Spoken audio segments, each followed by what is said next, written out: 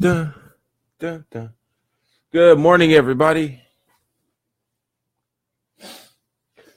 Welcome back to the Journey to Greatness with David McDonald, the GOAT. And we are on day 131, 365. Let's go. Let's go.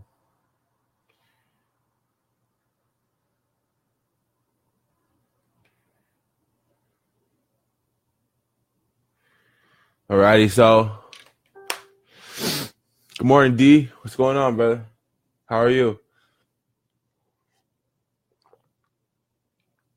Good morning, Liz. How's it going?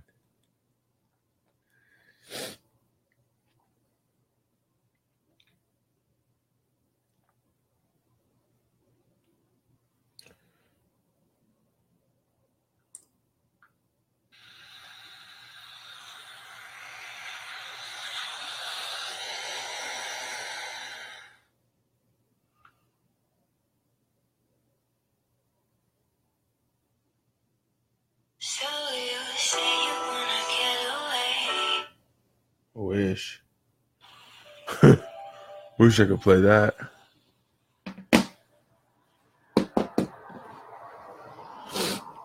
Alrighty. Let's get to this meditation thing. So, our meditation routine.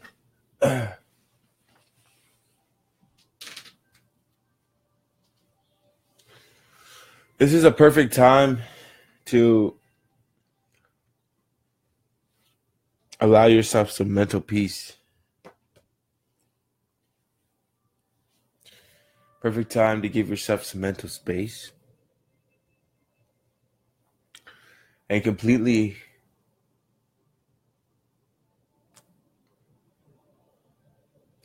silence the little man or the little woman within.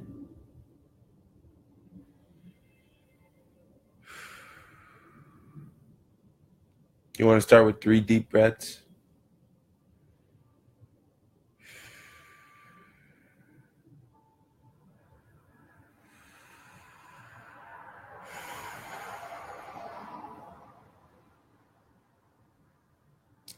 I'll see you all on the other side.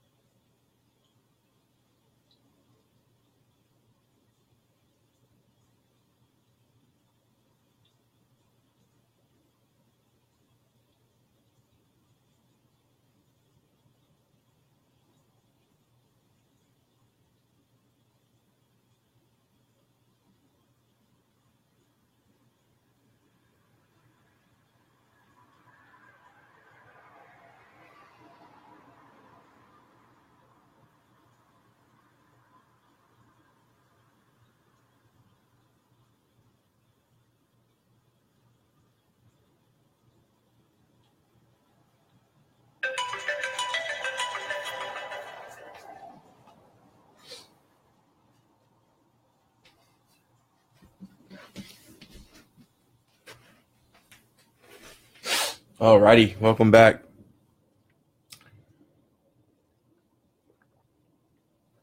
Good morning, Lee. How's it going, brother? Um, all right, so we just finished our meditation routine. So now we're going to get into our journaling reading routine. So right now I'm reading Think and Grow Rich. It's been a pretty cool book so far, I would have to say. Um,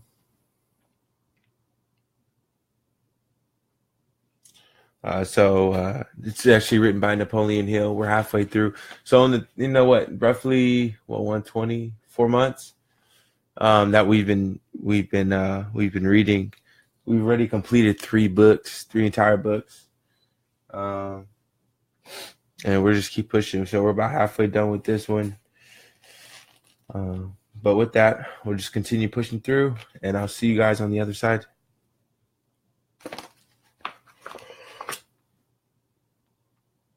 Excuse me.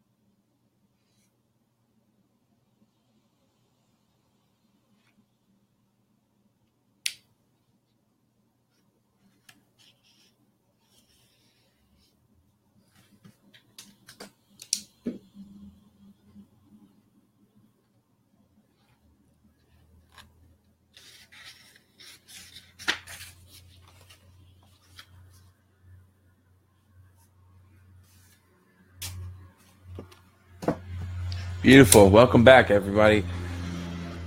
Beautiful, beautiful. So, we just concluded our reading routine.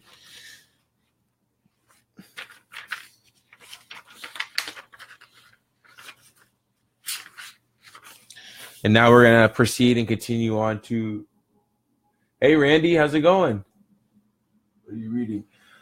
We are reading The Journey to Greatness. I mean, we're reading Think and Grow Rich by Napoleon Hill. But who knows? Maybe The Journey to Greatness will be a book one day. But no, yeah, Think and Grow Rich by Napoleon Hill. If you go to the Journey to Greatness page, it should actually it should be there in the photos. If you need a reference point. But hey, so we're gonna get into our journaling here. Oops, accidentally skipped the page yesterday. Um,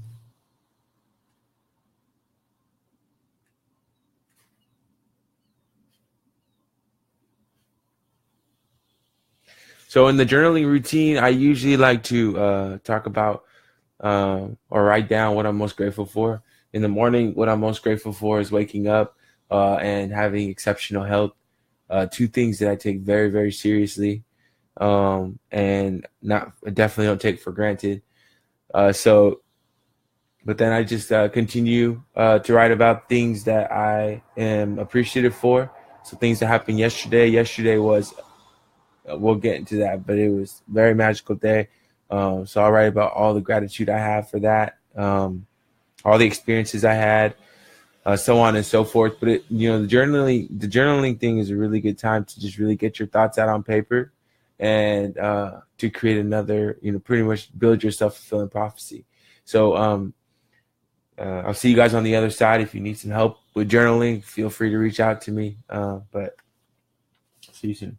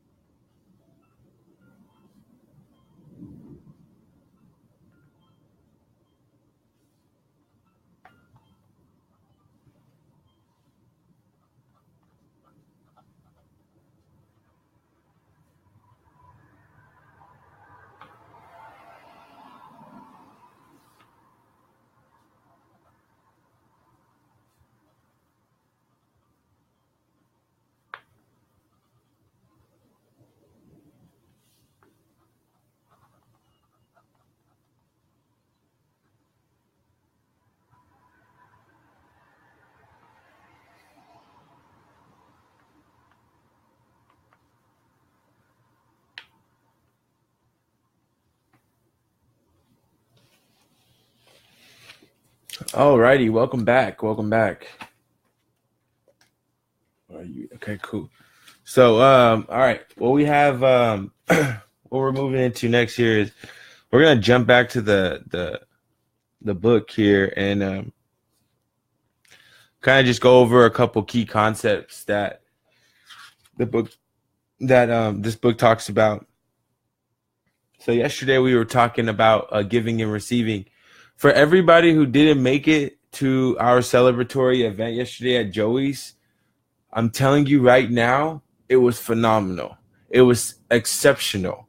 The energy was completely through the roof. And I can't tell you enough that the thing that happened yesterday had me in total awe. We had around 8 people or 9 people show up, and we literally sat there in Joey's for 4 hours, or some of us was for like 2 hours, 2.5 hours, and we just dialogued and we just talked about, you talked about the journey to greatness. We got to know each other on a deeper level. Everybody who was in the group, we got to, it was really a synergistic experience. And for me personally, like I said, I see where the journey to greatness can go and how all of this is really going to pan out. But at the end of the day, like yesterday was very, very monumental for me. And I hope for everybody that was there yesterday was monumental for you also. So for the next one, I really, really encourage, because the caliber, the truest, it's like, it was so amazing. Like there was, I didn't know what was going on in everybody's minds who attended, but well, pause. I actually do know, because they took, we all kind of talked about it, but there was no lack. Like at this meeting, at least I felt like there was no lack, and everybody came with their game. They just came as who they are, and I think that is just showing up as who you are is perfect in itself. And so to see everybody there together and just laughing and smiling, it was really powerful stuff, and I can't tell you how appreciative I am of that, and I can't wait for the next one. Man, it was cool. So okay, we were talking about giving and receiving. You never want to just be a taker. You never want to just be a taker of life. When you receive things, you receive them with an open heart, but then you want to have a heart of giving. And so then we successfully transferred over into the idea that the marketplace or business spaces now are primarily customer focused. So from the old pastime ways, it was a matter of from the old pastime ways, it was a matter of I have the business, I have the resources, so therefore I can disrespect you or not treat you at your highest level of respect. But that model soon there went away, and so now we're moving into it. Well, we are in an age of customer service where you serve people. You have to be of service to people at all times, and when you do that, then you're obviously blessed with and honored by them using you for their services. And so Napoleon Hill does a really good job of the day of the go-getter has passed. He has been supplanted by the go-giver. The Go-Giver is an actual book that's written, which is interesting. I don't know who reads it, but I know Yusuf, one of our Journey to Greatness partners, is actually is reading that book right now, if I'm not mistaken. Yeah, he's reading the Go-Giver, and so which is one I'll have to pick up. But Napoleon continues here. The actual capital value of your brains may be determined by the amount of income you can produce by marketing your services. A fair estimate of the capital value of your services may be made by multiplying your annual income by 16 2/3, as it is reasonable to estimate that your annual income represents 6% of your capital value. Money rents for 6% per annum, which is per annual. Money is worth no more than your brains. It is often worth much less. Competent brains, if effectively marketed, represent a much more desirable form of capital than that which is required to conduct a business dealing in commodities, because brains are a form of capital which cannot be permanently depreciated through depressions, nor can this form of capital be stolen or spent. Moreover, the money is essential for the conduct of business is as worthless as a sand dune until it has been mixed with efficient brains. And I think pretty much what Napoleon Hill, how I interpret this message is that simply you want to invest in self. The more time you spend developing your brain and sharpening your personal skill sets, the better you will. Well, we're talking about money here, so the more you sharpen yourself and improve your skills and your skill sets in life, the more successful your financial attainment will be. So you will attain, or you will receive, or you will earn more money the more that you put into your brain, the more that you sharpen your psychology, your mental. That reminds me. So I was listening to Michael Jordan's chief trainer yesterday. He's like a mentality slash like trainer, like just like spiritual, like motivation, not motivation, but I don't know his title and I don't want to butcher what he does, but what he does is very, very moving. And he takes prime athletes. So his vision was, I want to work with prime athletes, right? And he helps them shape a mindset. Like there are no excuse. Like this guy is raw. He's raw. Like if you're on some BS and you're not being, 100%, he would, like, the way that he pinpoints our misfalls as pretty much just BS excuses is I've never seen anybody as forward and as frank in the manner in which he is. Like his delivery is very, like, it's like getting punched in the face. So my point here is this. I'm going to post his video in the Journey to Greatness page so you guys can check him out.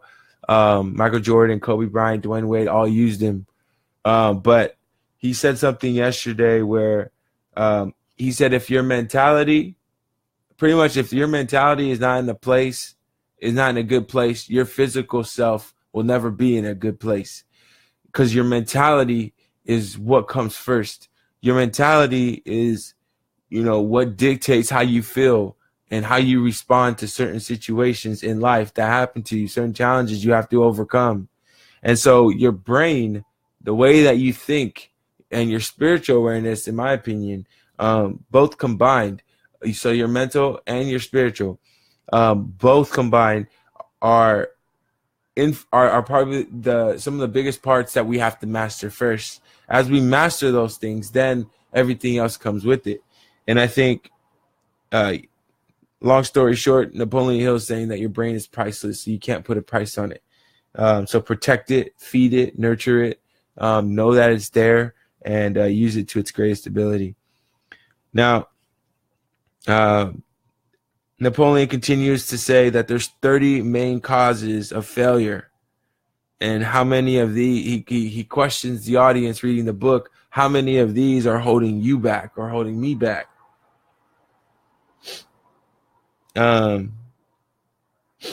So Napoleon Hill came up with 30 reasons why people fail and 13 reasons why people, or how people create fortunes, the mindset, the principle that people need to be successful. And so number one, in terms of, the 30 major causes of failure, I'm not going to go through all of them today, but I'll go through the first quarter of them, first third. Almost the first third. So unfavorable hereditary background.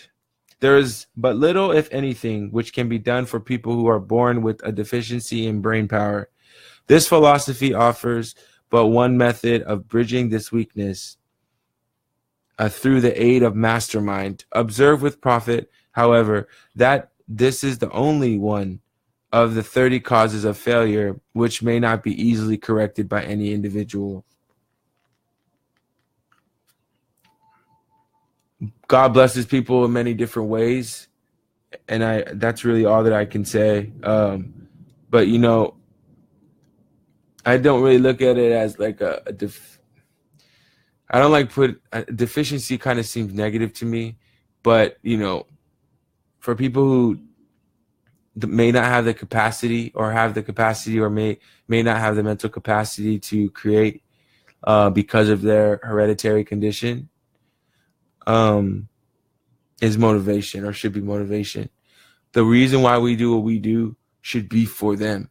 We're well, it should be for us ultimately, but it should be for them also, because I know a lot of people who um don't have, who can't walk. I know people who can't walk who are in wheelchairs. I know people who you know can't pronunciate very clearly in their speech because of their capacity to do so, and they're still creating. You know, and I think that's really powerful. So that is motivation, and I think that's something that we can turn into creating something bigger than ourselves, right? So lack of well-defined purpose in life. We're talking about the 30 major causes of failure.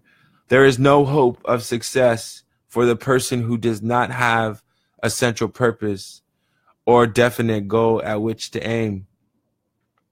98 out of every 100 of those whom I've analyzed had no such aim. Perhaps this is and then blank. He just left it blank. But they say like the top 5% of the country's wealth is centralized among 5% of the country, these people who control this wealth. And I think it's just lack of purpose. Everybody's trying to find, what they're meant to do, what they're meant to, do on this earth. And I think the sooner you find that, the cool thing is you can switch it. You can change, you just got to use your imagination. So find what your purpose is and execute. Lack of ambition to aim above mediocrity. Well, there you go. We offer no hope for the person who is so indifferent as not to want to get ahead in life and who is not willing to pay the price. This isn't going to be given to us. The journey to greatness, the journey in life is an easy one. Period. But just like the saying says, I'm not going to get ready when the opportunity presents itself, or I'm not going to wait to get ready until an opportunity presents itself. I'm going to prepare myself today, every single day of my life, for that event to happen. And when it happens, I will gracefully perform exactly how I need to. And I believe when you're sharpening yourself on a daily basis, your daily performances start to show and transcend above mediocrity, which makes you different. And I think that's something that when I say it's easy, it's like we just have to self-educate ourselves, which is actually one of the principles here. Insufficient education.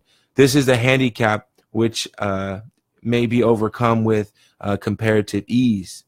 Experience has proven that the best educated are often those who are known as self-made or self-educated.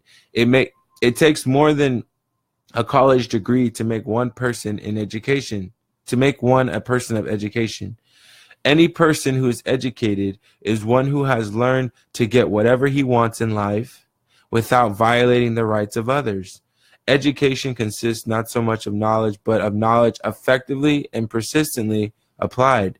Men are paid not merely for what they know, but more particularly for what they do with that which they know. So 5, lack of self-discipline. Discipline comes through self-control. This means that one must control all negative qualities. Ooh, this is one of my favorite. Before you can control conditions, you must first control yourself. Self-mastery is the hardest job you will ever tackle. If you do not conquer self, you will be conquered by self. That's huge. That is huge. We literally just said that in another breath. Self-mastery. This is okay, life is easy. But this is the part, I think, rewriting or restructuring our DNA. For the 28 years I've been alive, I've been taught X. I'm restructuring all of that. And I'm not dwelling in any of that space of my past. I'm restructuring everything that was announced to me when I was growing up, everything that social society said I should be, everything that people say I should be, all that out the window. And I'm rewriting my story, and I'm rewriting every single day. And that is the hardest part, because self-mastery. Self-mastery is the hardest job you will ever tackle. If you do not conquer self, you will be conquered by self. Facts. You may see at one and the same time both your best friend and your greatest enemy by stepping in front of a mirror. Where did I read that? Oh, so Michael Jordan's trainer, he said,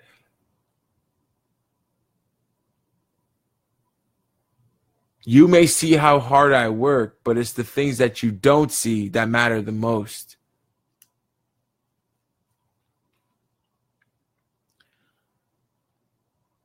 When you step in front of the mirror, it's the things that you don't want to pay attention to that we have to correct. So we have to dig a little bit deeper when in regards to that. Ill health, number 6. No person may enjoy outstanding success without good health. Now, I like this. It's the first time I've ever read anyone in a book or hear anybody in any capacity talk about what this man's about to talk about. Many of the causes of ill health are subject to mastery and control. These, in the main, are overeating of foods not conducive to health. We've heard that. Wrong habits of thought giving expressions to negatives. That's actually something that's super duper powerful and applicable to something I went through recently. Wrong use and overindulgence in sex. Lack of proper exercise and inadequate supply of fresh air due to improper breathing. What? Like, are you crazy? Like, you guys.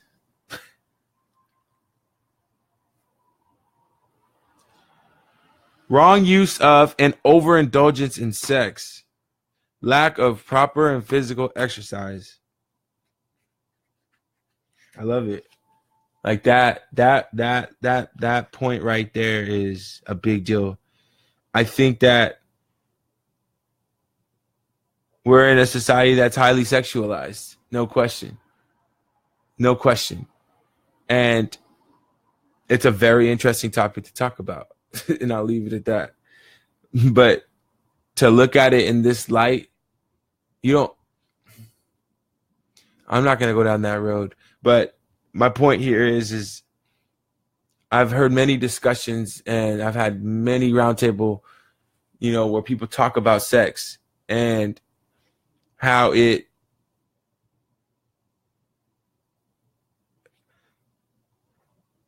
there's like this wild fantasy that you have to be doing this thing all the time.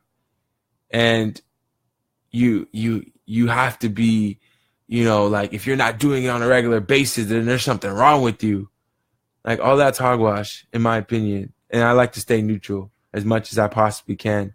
But I think all that's hogwash. I think that that's a space. And I don't really want to talk too much about it, but it's just it's not a sensitive topic for me, but it's an interesting space to be in, because when your relationship doesn't evolve around that physical touch, then I feel that your relationship will last a lot longer. It'll last for lifetimes, over and over, because you're not dependent on the physical satisfaction and the physical balance that brings you in that moment.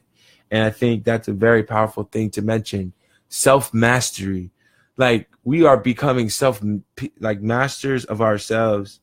And the health thing is another element that we're adding into this whole mix. So we started already doing our readings, our journalings, and all of these wonderful activities. But now we're adding the health component into everything. And I don't know if I've said this already, but when you eat food, right? I might have or I might not have. And we have two more and then we'll be out of here. I know it's 6:10, but it's Sunday. What else are we going to do on a Sunday except go to? But when you eat food, right? We have blood circulation and blood flow. So Tony Robbins is actually really big on this. He talks about like biochemistry and like how our bodies work and transmit energy. When you eat food, it goes to your stomach. And so our bodies are so amazing where a lot of our blood flow and our attention, our brain send those waves and that energy down to your stomach. So then your stomach is getting all of this attention essentially, and is trying to digest this food that you just put in your body and distribute it to all the different vessels within you, for a healthy, just for a healthy balance, right? Well, see, Tony Robbins, if I'm not mistaken, and to be verified, is the advocate of daily fasting. So you fast during the day where you're not just consuming all the time.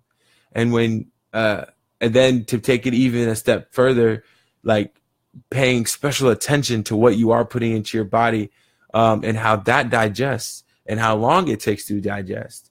When you think about it, it's like if you eat all day, you are full all day. That means your body is working all day long to digest that food. But when you eat food that passes through pretty easily or doesn't take the longer time to break down, then you allow for the blood to remain in your brain capacity space. And when your blood's in your brain capacity space, you're able to think and be more of a creator for a longer time throughout the day. So what does it mean to be a creator? A creator would be someone who is just constantly creating things.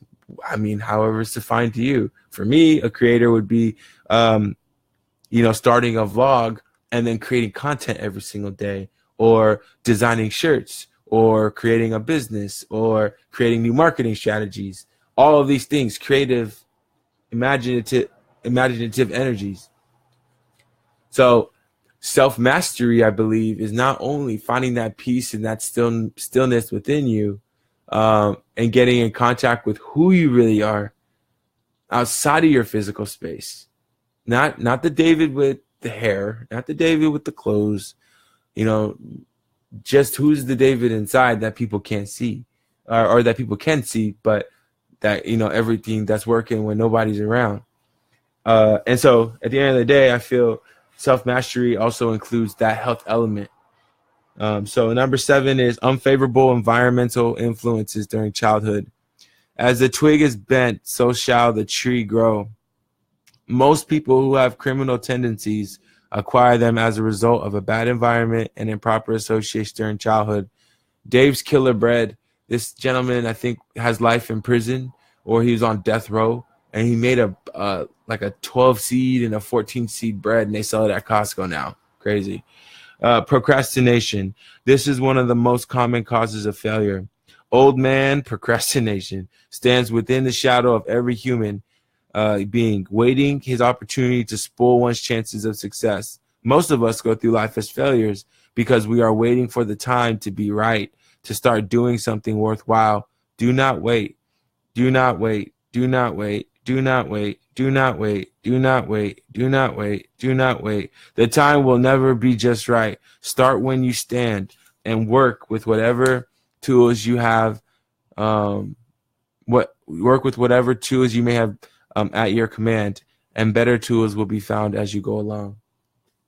So with that, thank you for joining me today on day 131 with David McDonald, the GOAT of 365.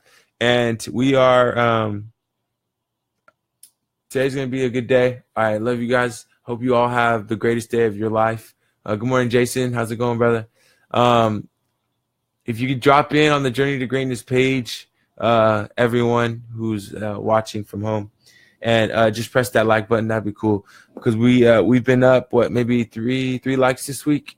And it's all organic, so I'm not really inviting people to do it. But I'm really just encouraging action and encouraging execution. So if you like the things that we're doing in the morning, getting that support's pretty cool. Our YouTube page is up, and we have 4 videos right now. We have a lot more to upload. It just takes a little bit of time. So my goal is to get every single video up to date by February end, so February 28th. And what I'm doing is I'm going through and I'm labeling. I think I might have said this before. I'm labeling each title so that there's a point of reference. So if there's a certain message or a certain calling or certain something that you need for the day, and you want to go through the entire routine, then you can go through the entire routine. And then at the end, you can get that message. So I hope you all have a happy Sunday. Thank you for joining me again. And I'll see you tomorrow at 5 a.m. Peace.